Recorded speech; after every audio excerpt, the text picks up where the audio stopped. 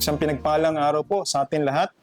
Salamat for joining us sa ating Day 41 Daily Devotion. Ang ating pong pagbubulay sa umagang pong ito is about obeying the Great Commission o pagsunod sa dakilang utos ng Diyos. Ayon nga po sa kanyang salita, sa Mateo 28:19 hanggang 20, ang kanyang sinasabi, "Kaya't humayo kayo, gawin ninyong alagad ko ang mga tao sa lahat ng mga bansa, bautismuhan niyo sila sa pangalan ng Ama at ng Anak at ng Espiritu Santo, turuan ninyo silang sumunod sa lahat ng inutos ko sa inyo. Tandaan ninyo, ako'y laging kasama ninyo hanggang sa katapusan ng panahon."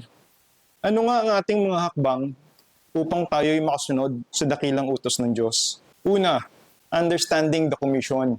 Kailangan nating maunawaan ano nga ba ang ating papel upang matugunan natin ang kanyang dakilang utos. Pangalawa, katapangan sa pagsunod.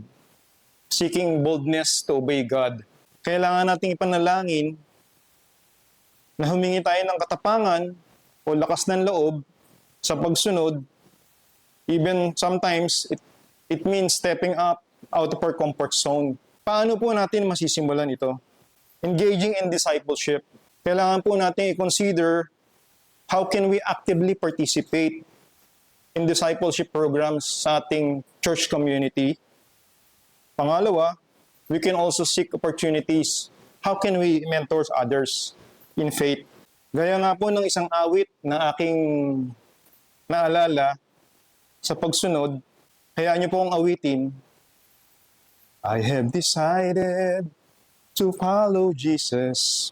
I have decided to follow Jesus.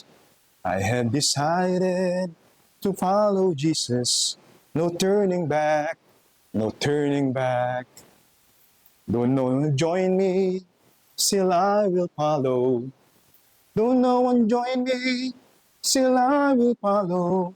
Don't no one join me, still I will follow. No turning back, no turning back. The world behind me, the cross before me. The world behind me, the cross before me. The world behind me, the cross before me. No turning back, no turning back. Tayo po lahat ay manalangin. Father God, we pray for your courage as we obey you, as we follow your great commission, Father. Guide us, O Lord, as we partake the next step, O Lord, as we pursue and follow your great commission. We give this to you, O Lord, and all this we pray. In Jesus' name we pray. Amen. Muli po, salamat. At magsama-sama po muli tayo sa ating Day 42, bukas sa ating Daily Devotion. Pagpalain po tayo ng Panginoon.